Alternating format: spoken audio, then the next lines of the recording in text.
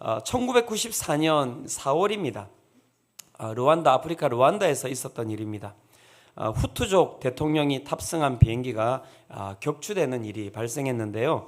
이 르완다에는 당시 투치족과 후투족이라고 하는 그 두 민족 집단이 오랜 기간 이 갈등 관계에 있었다고 이야기를 하고 있습니다. 그런데 이 후투족 대통령이 탑승한 비행기가 격추됐는데 이것을 이 후투족들이 이 투치족이 한 짓이라고 이제 판단을 하여서 이 정부의 지원을 받아서 후투족 민병대가 이른바 인간 대청소를 시작하게 됩니다.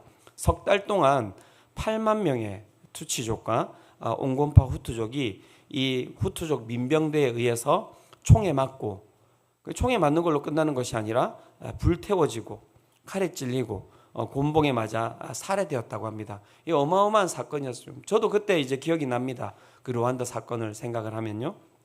중요한 것은 이 만행을 저지르고 난 이후에 이 후투족이 이 상황을 갖다가 해석하는 시선인데요. 이렇게 이야기했습니다. 걱정하지 마라. 당신과 같은 인간을 죽이는 것이 아니다. 발로 밟아야 할 해충을 죽이는 것이다. 바퀴벌레를 죽이는 것이다. 이렇게 해석을 하면서 이 후투족이 이 투치족을 갖다가 이렇게 죽이는 이 만행을 저질렀다고 이야기를 하고 있는 것이죠. 이 상황에 대해서 뉴 잉글랜드 대학교의 철학 교수인 데이비드 스미스 교수님이 이렇게 이야기했습니다. 이 집단 학살은 비인간화에서 오는 현상이다. 비인간화에서 오는 현상이다. 이렇게 이제 해석을 이제 하셨는데요. 스미스 교수님이 이 정의 내리는 정의가 상당히 좀 충격적입니다. 맨 처음에 인간의 정의에 대해서 이렇게 정의를 내리고 있는데요. 인간은 어떠한 존재입니까? 라고 이야기할 때 인간에 대해서 이렇게 정의를 내리고 있습니다. 인간은 우리 중에 하나이고 우리 같은 존재다. 우리 중에 하나이고 우리 같은 존재다. 즉 인간이라고 이야기할 때 인간은 그냥 무엇이냐면 그 무엇과 상관없이 그냥 우리라는 이 테두리에 들어와 있으면 그 사람이 인간이라는 것입니다. 그리고 그러면 비인간은 무엇인가라고 이야기할 때 비인간은 그 우리에 속하지 않은 선 밖에 있는 모든 사람들이 다 비인간이라고 이야기를 하고 있는 거예요. 즉 이 후투족과 이 투치족의 이 사건은 어떤 배경 가운데 일어났는가라고 이야기할 때 인간과 비인간이라고 하는 그 우리라고 하는 이 울타리 가운데 들어가 있는 사람들과 우리 가운데 들어가 있지 않은 그 울타리 가운데 들어와 있지 않은 사람들 간의 갈등이었다라는 것이죠. 그 가운데서 일어난 사건이다라고 이야기를 하고 있는 것입니다. 그러면서 이 비인간화에 대해서 어떻게 다른 말로 표현하냐면 이것을 인간 이하라고 이야기를 하고 있고요. 하위 인간이라고 이야기를 하고 있습니다. 그러면서 우리가 살아가는 이 세상에는 이 인간과 비인간이라고 하는 이 계급 사회가 형성되어 있다. 이렇게 이야기를 하고 있습니다. 이러한 현상은 인간의 역사 가운데 계속해서 일어나고 있습니다. 1994년에 일어났던 이 투치족과 후투족의 사건뿐만이 아니라 나치 독일의 이 유대인 학살 또한 이 비인간화 현상이라고 이야기를 하고 있습니다. 즉 인간, 그들이 이야기하는 그 게르만족이라고 이야기하는 그 인간의 밖에 있는 그 혐오 집단이 유대인들이었거든요. 그래서 비인간, 그래서 그들을 죽일 때 어떻게 보면은 이 도덕적인 이 마음에 어떠한 거리낌도 없는 그 비인간들을 갖다가 동물처럼 벌레처럼 취급하면서 그 가운데서 그 인간 이하로 하위 인간으로 두면서 그렇게 학살을 진행했다라고 이야기를 하고 있는 것이죠. 이 비인간화 그리고 하위 인간이라고 이야기하는 그 인간 이하라고 이야기하는 이 계급 사회라고 하는 것이 오늘을 살아가는 우리의 삶 가운데도 동일하게 벌어지고 있는 일이라는 것 여러분 알고 계시죠? 요즘 여러 가지 뉴스들이 나오지만 참 말하기에도 민망합니다. 아파트에 사는 사람들과 빌라에 사는 사람들, 여기에도 딱 무엇이 있는지 아십니까? 인간과 비인간화가 이렇게 진행되고 있습니다. 우리라고 하는 것들이 진행되고 있는 것이죠. 분양과 임대, 거기에도 무엇이 존재하는지 아십니까? 인간과 비인간화라고 하는 것이 존재하는 것입니다. 계급이 존재하는 것이죠. 학벌에 대한 부분들, 신도시와 구도심에 대한 부분들, 이 모든 것들 가운데는 무엇이 존재합니까? 라고 이야기할 때 인간이라고 이야기하는 우리 울타리라고 들어와 있는 이 사람들, 그리고 그 가운데는 들어오지 못하게 하는 그 비인간화되어 있는 존재들이 있다는 것이죠. 그리고 그 가운데는 계급이라는 것이 존재한다고 이야기를 하고 있는 것입니다. 나에게 나치와 같이 루안다의 후투족과 같이 폭력을 가하지는 않지만 이미 우리는 살아가면서 누군가가 우리를 참 말하기 어려운 부분이지만 벌레같이 보는 거예요. 나를 갖다가. 누군가가 나를 갖다가 인간 이하로 취급하는 것을 우리는 경험하면서 살아가고 있는 것이죠. 이것이 바로 인간의 역사입니다. 그리고 우리가 엄청나게 치열하게 살아가고 있고 그 가운데서 힘들고 고통스럽지만 그 가운데 애쓰면서 살아가고 있는 이유가 무엇인지 아시죠? 비인간화되지 않기 위해서 모든 인간이 그렇게 잠도 자지 못한 채 그렇게 힘을 쓰면서 살아가고 있는 것이죠. 그 가운데서 인간은 결핍을 가지게 됩니다. 그 가운데서 인간은 고통스럽게 되고요. 그 가운데서 인간은 그 인간이라는 그 울타리 가운데 들어가지 못한 수많은 사람들은 그 가운데서 슬픔을 가지게 되어 있는 것이죠. 그것이 바로 죽음의 현상이라고 이야기하는 것이고요. 인간의 역사라고 이야기를 하고 있는 것입니다. 그 가운데 누가 오셨습니까? 바로 예수님께서 오신 거예요. 그 인간의 역사 가운데 하나님 나라가 임한 것입니다. 예수님이 오셨을 때 예수님께서 그분의 사역을 어떻게 설명하셨는지를 잘 보시기 바랍니다. 예수님의 사역은 그 인간과 그 비인간의 그 경계선을 갖다가 허무시는 것이 그분의 사역이셨거든요. 가난한 자에게 부요함을, 포로된 자에게 자유를, 눌린 자에게 자유를, 이것이 무엇이었습니까? 바로 예수님의 사역이었다라고 이야기를 하고 있는 것이죠. 그것이 바로 구원의 역사다라고 이야기를 하고 있는 것입니다. 하나님 나라, 이것은 바로 곧 구원의 역사를 이야기하고 있는 것입니다. 그 인간과 비인간, 그 가운데 끊임없이 고통스러워하는 이 세상 가운데 하나님께서 이 땅 가운데 오심으로 말미암아 하나님의 나라가 이 땅 가운데 임함으로 말미암아 그 가운데 구원의 역사가 그 경계선이 사라지는 은혜가 이 가운데 임하게 되었다라고 이야기를 하고 있는 것이죠. 하나님께서는 그 구원의 역사, 그 하나님의 나라의 능력을 어디에다 두셨는지 아십니까? 바로 이 교회에다가 두셨습니다. 교회. 그래서 여러분, 교회는 너무너무 소중한 거예요. 왠 줄 아십니까? 교회는 바로 구원의 그 문이기 때문에 그런 것이죠. 이 교회의 문을 통하여서, 이 교회를 통하여서 오늘도 그 비인간화되어 있는 그 수많은 고통당하는 자들이 어디로 들어오게 되어 있습니까? 하나님 나라로 들어옴으로 말미암아 그 가운데 위로를 받게 되는 것이고요. 하나님 나라로 들어옴으로 말미암아 치유를 받게 되는 것이고요. 하나님 나라로 들어옴으로 말미암아 회복을 누리게 되는 것입니다.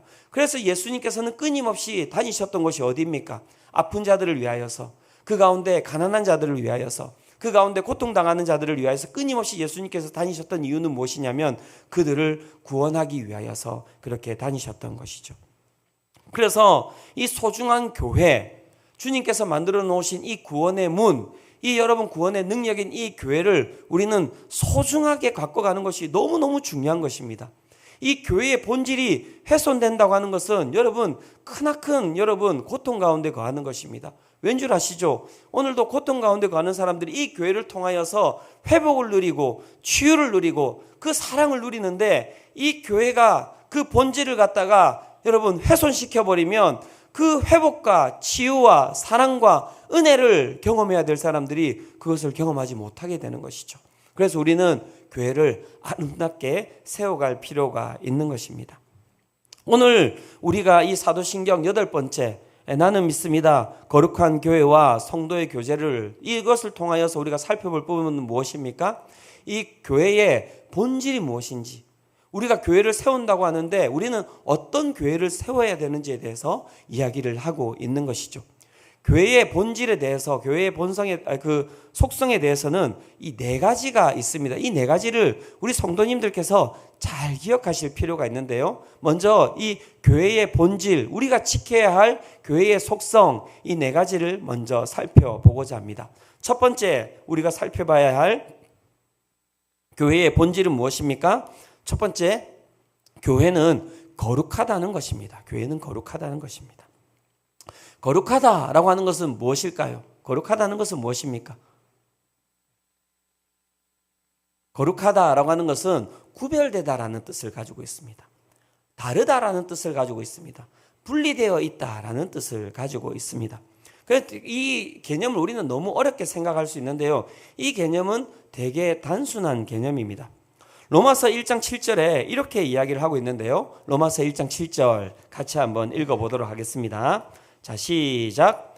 로마에서 하나님의 사랑하심을 받고 성도로 부르심을 받은 모든 자에게 하나님 우리 아버지와 주 예수 그리스도로부터 은혜와 평강이 있기를 원하노라. 자, 교회는 거룩하다라고 이야기를 했는데 그 거룩함이라고 하는 것은 무엇입니까? 라고 이야기할 때 하나님이 성도를 부르셨기 때문에 교회는 거룩하다라고 이야기를 하고 있는 것입니다. 즉 무엇입니까? 하나님이 거룩하세요. 거룩한 하나님이 우리를 택하셔서 우리를 부르셨기 때문에 그 택함 받은 자들의 이 모임, 이 교회는 거룩하다라고 이야기를 하고 있는 것입니다. 이렇게 이야기하니까 되게 어렵죠? 안 어렵습니까? 예. 하나님이 구별되시기 때문에 그와 함께하는 자들도 구별되다라고 이야기를 하고 있는 것이죠. 분리되어 있다라는 것입니다.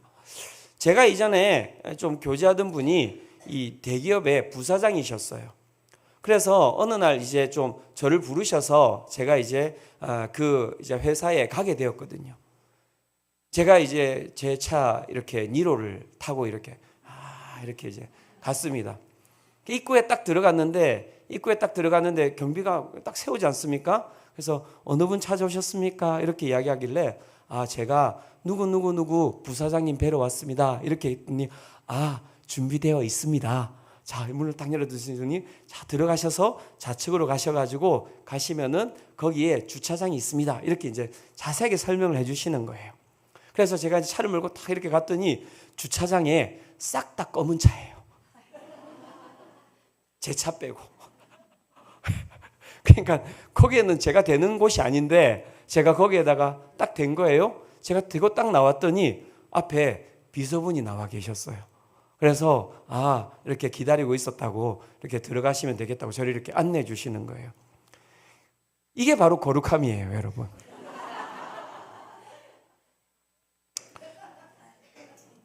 제가 만났던 그 부사장님이 그 회사에서 거룩한 거예요. 구별되어 있거든요.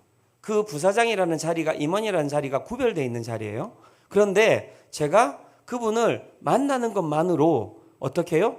그분이 가지고 있는 것을 제가 동일하게 경험한 것이죠.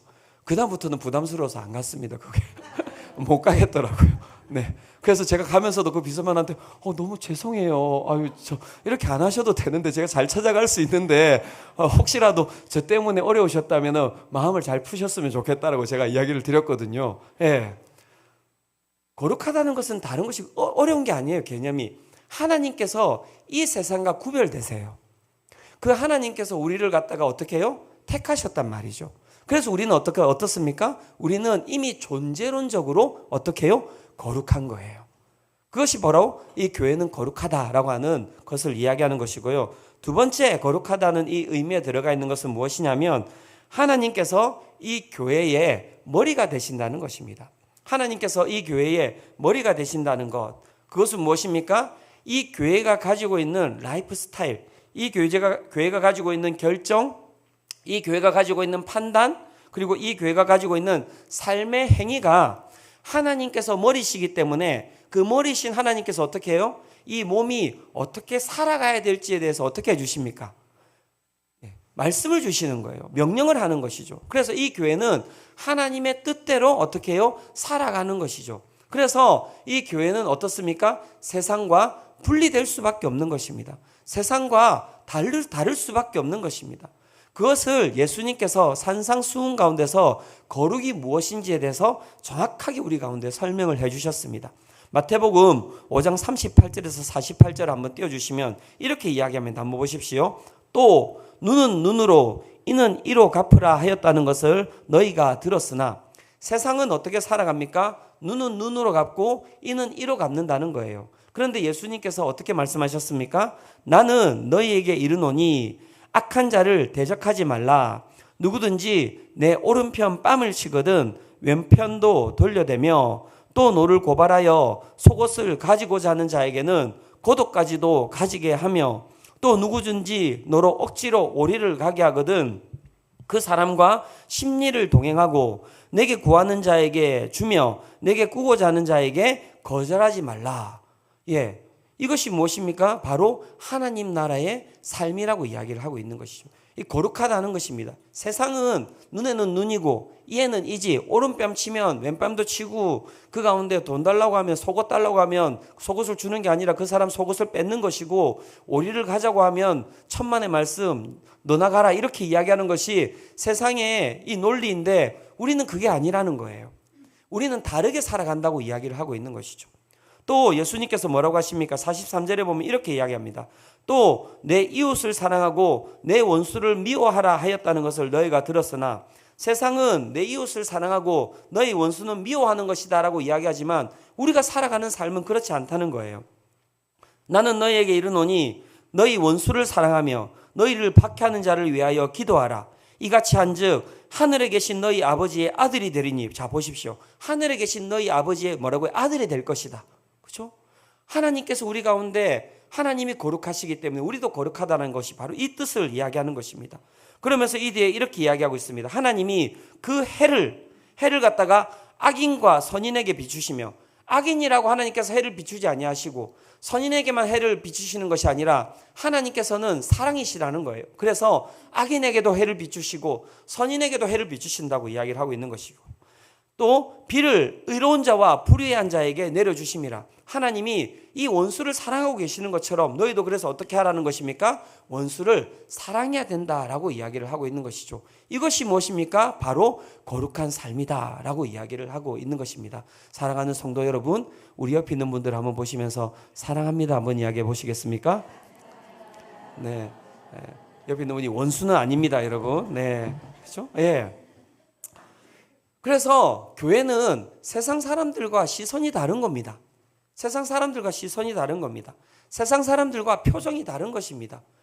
왜 다르겠습니까? 하나님께서 우리를 바라보는 시선이 다르시고 하나님께서 우리를 바라보시는 표정이 다르기 때문에 우리 또한 그 시선과 그 표정이 다른 것이죠. 그래서 예수님께서 이 마태복음 5장 48절에 이렇게 이야기하십니다. 그러므로 하늘에 계신 너희 아버지의 온전하신과 같이 너희도 온전하라. 이게 무슨 말씀이십니까? 하늘에 계신 너희 아버지의 거룩하심과 같이 너희도 거룩하라 라고 이야기를 하고 있는 것이죠. 사랑하는 성도 여러분, 거룩하시기를 축원합니다. 그래서 이 교회는 거룩해야 돼요. 구별돼야 되는 것입니다. 그 구별됨의 가장 핵심은 무엇이라고요? 하나님께서 우리의 머리 되셔서 우리에게 말씀해 주시고 우리는 그 말씀대로 살아가는 자들이다 라고 이야기를 하고 있는 것이죠. 두 번째, 교회는 보편적이어야 한다라고 이야기하겠습니다. 보편적이어야 한다. 이 보편적이다라고 하는 것은 무슨 뜻인지를 한번 살펴봐야 되는데요. 우리가 이 사도신경에서는 어떻게 우리가 고백하고 있습니까? 거룩한 공회와 성도가 서로 교통하는 것과 이렇게 저희들이 고백하고 있는데요. 이 거룩한 공회라고 이야기할 때 이것을 영어로 이렇게 바꾸면은 어떤 단어냐면 이 캐톨릭 처치라고 이야기합니다. 캐톨릭 처치. 이 공회가.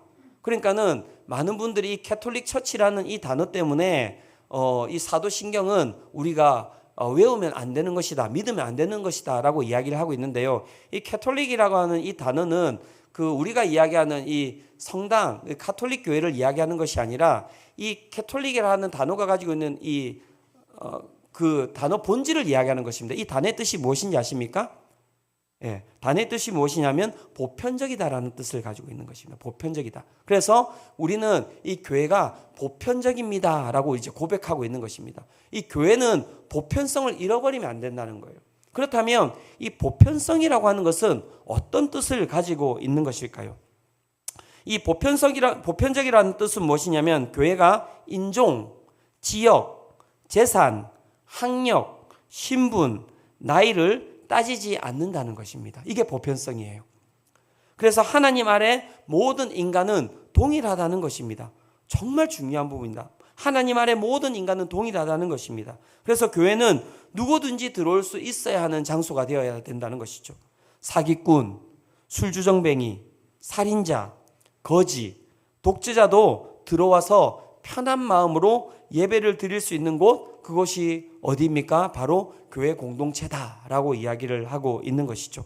교회는 만민을 구원하시는 하나님의 집이기 때문에 우리는 모든 사람들이 이 교회에 들어와서 하나님을 만날 수 있도록 우리는 그 보편성을 유지해야 된다라고 이야기를 하고 있는 것입니다. 즉 교회는 인간 이하가 존재하지 않는 곳이 바로 교회입니다. 그래서 교회가 무엇이 될 수 있는 것입니까? 세상의 대안이 될 수 있는 것입니다. 그래서 교회가 세상의 구원의 문이 될 수 있는 것입니다. 세상은 끊임없이 우리가 사는 곳을, 우리가 입은 옷을, 우리가 들고 다니고 있는 백을, 우리가 가지고 있는 외모를, 우리가 가지고 있는 이 얼굴의 색깔을 바라보면서 끊임없이 판단하고 그 가운데 높이와 낮음을 끊임없이 판단하고 살아가지만 교회는 그렇지 않다는 것입니다. 그 사람의 얼굴 색깔이 어떻든, 그 사람의 언어가 어떻든, 그 사람이 가지고 있는 외모가 어떻든, 그 사람이 사는 곳이 어디든, 그 사람이 어떤 차를 타고 다니든, 그 사람이 어떤 학교를 다니든 그것은 상관이 없다는 거예요. 모든 인간은 그 가운데 동일하다고 이야기를 하는 것이고요. 그 모든 인간은 하나님 앞에 동일하게 나아갈 수 있는 모든 기회를 얻은 곳이 바로 교회다라고 이야기를 하고 있는 것이죠. 사랑하는 성도 여러분, 저는 우리 수성빛 교회가 이 보편성을 잃어버리지 않기를 원합니다. 왠 줄 아시죠? 왠 줄 아시죠? 다들 그런 상처들이 하나씩 있잖아요. 교회 가서 누군가 나를 갖다가 불편하게 바라보는 시선, 누군가 내가 교회에 있을 때 나를 갖다가 이렇게 뭔가 소외되는 그런 시선, 다 한 번씩 경험해 본 적이 있지 않습니까? 저도 마찬가지입니다. 경험해 본 적이 있습니다. 경험해 본 적이 있습니다. 처음 정말 이 경기도에 올라왔을 때 말을 하기가 쉽지가 않았어요. 어디에서 오셨어요? 부산. 쉽지 않더라고요. 예. 그렇죠? 하나하나 여러분, 우리는 나는 사람들을 아주 평등하게 대하는 것 같아, 그렇게 생각하고 계시죠? 천만의 말씀입니다.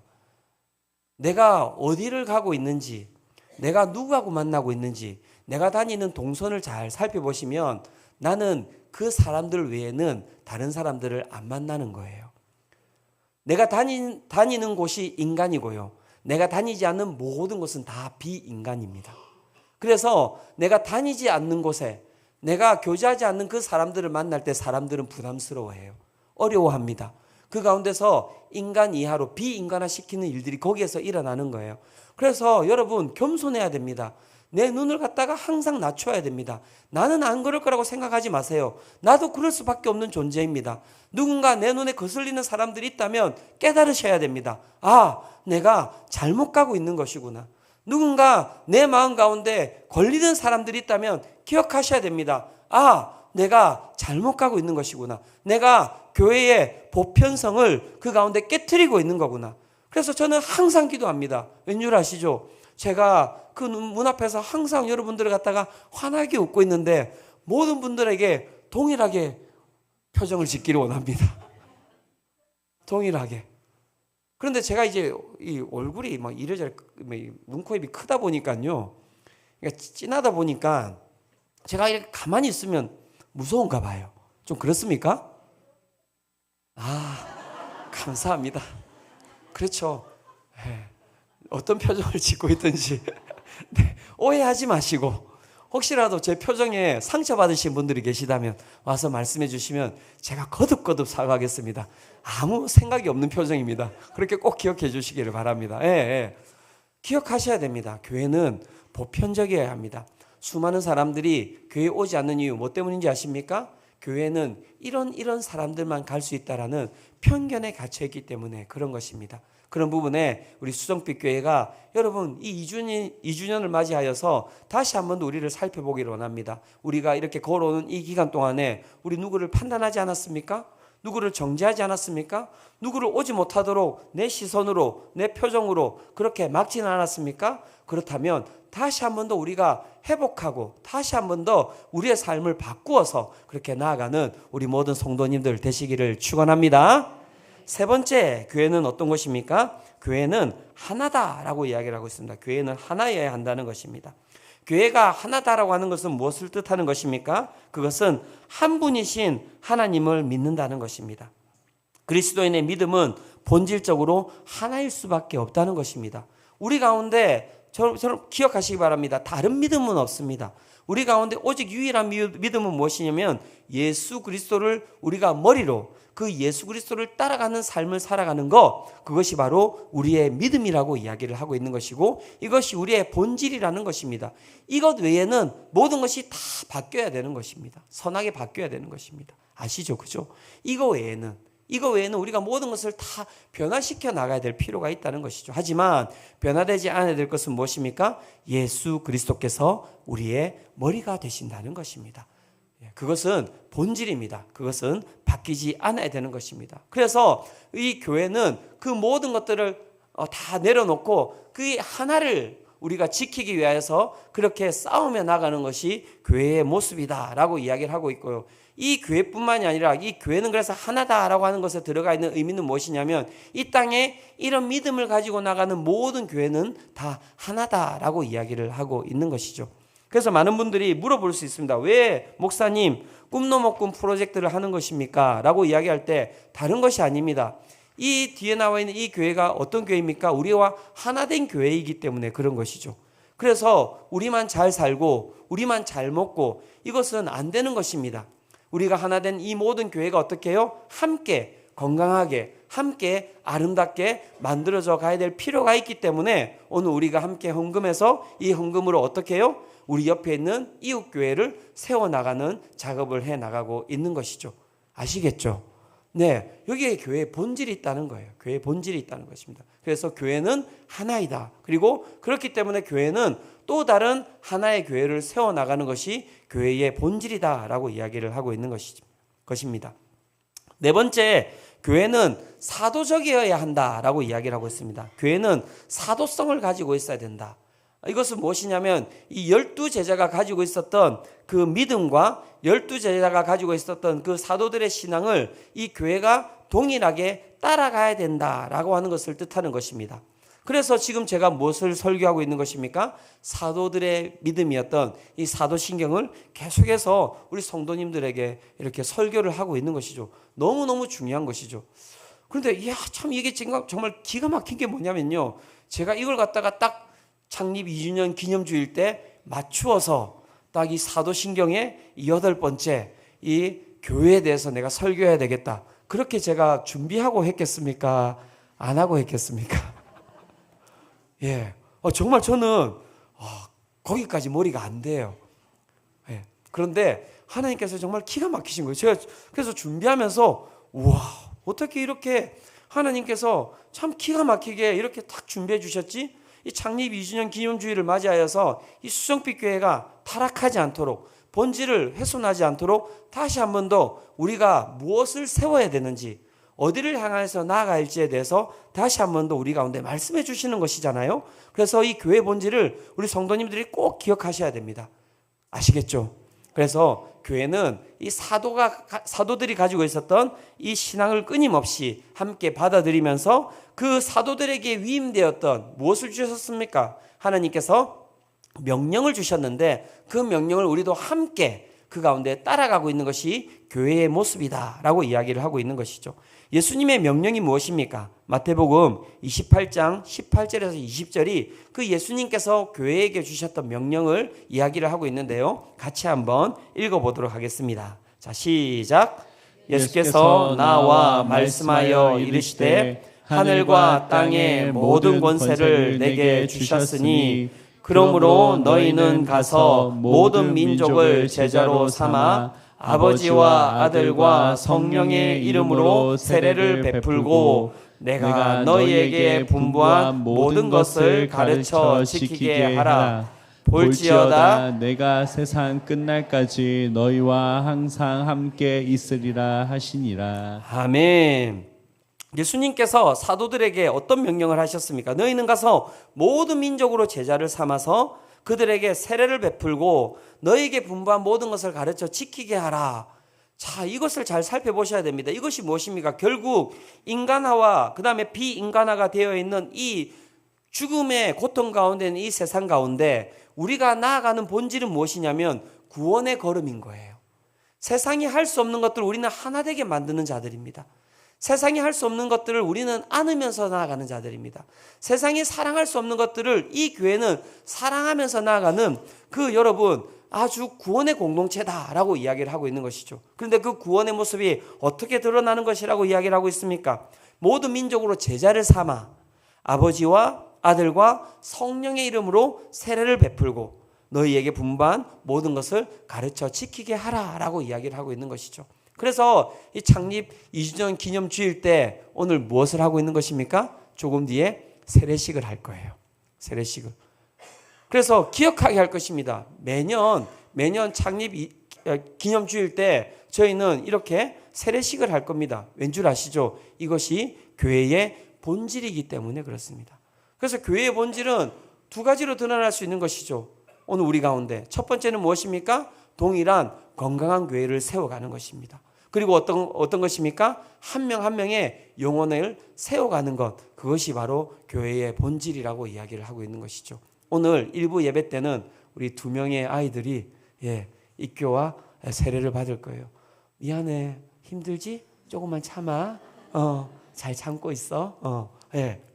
그래서 여러분 이게 기쁨인 거예요. 보면서 세례식을 하는구나.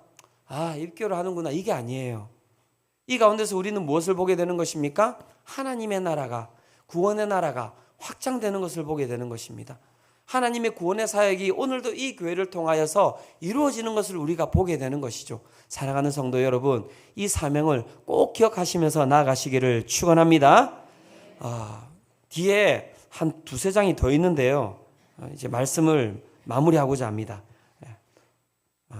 이건 다음 주에 이야기하도록 할게요.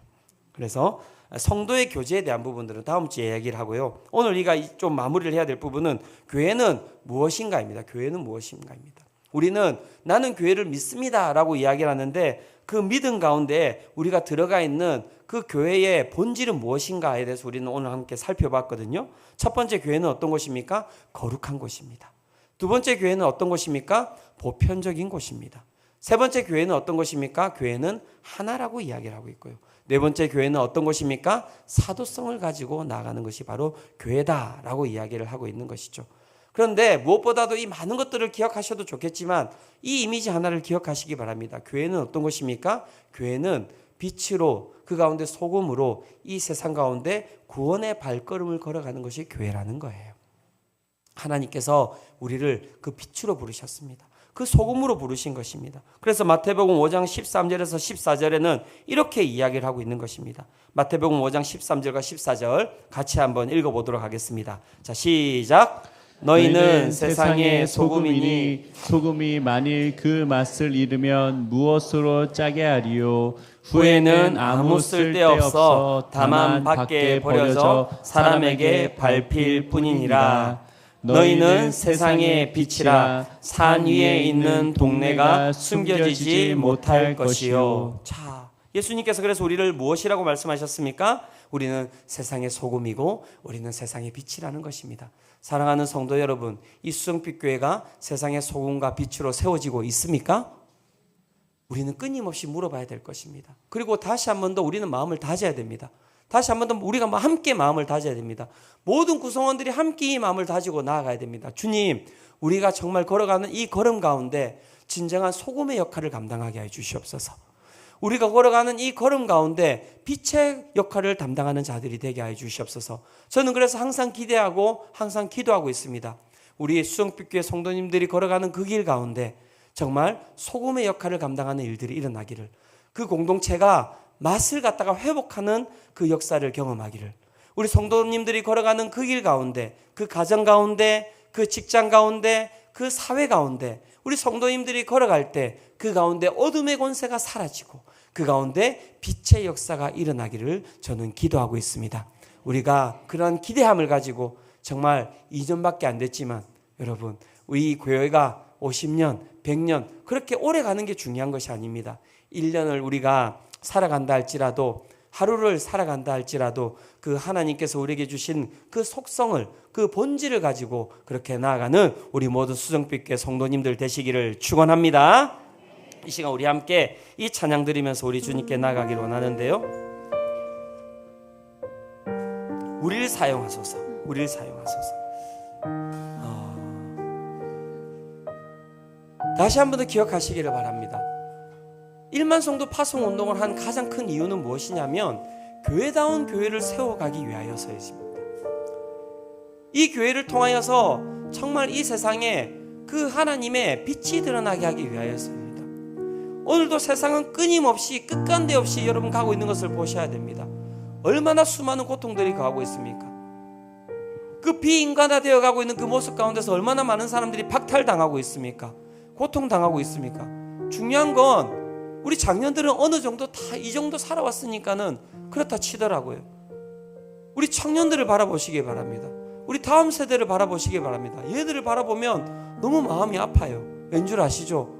너무 여러분 그 끝간데 없는 이 비교 가운데서 이 아이들이 소망도 없이 살아가고 있는 거예요. 이 다음 세대 가운데, 이 세상 가운데 유일한 여러분 그 구원의 길은 어디에 있습니까? 교회에 있습니다. 교회에. 교회가 걸어갈 때 이 분열되어 있는 이 세상이 하나 되는 은혜를 맛보아 알게 될 것입니다. 그러기 위해서 우리는 여기에 있는 것입니다. 우리가 그 마음을 가지고 그 사명을 가지고 우리가 한 걸음 한 걸음 걸어 나가기를 소망합니다. 이 시간 우리 함께 우리를 사용하소서, 우리 함께 이 찬양 드리면서 우리 주님께 나아가도록 하겠습니다.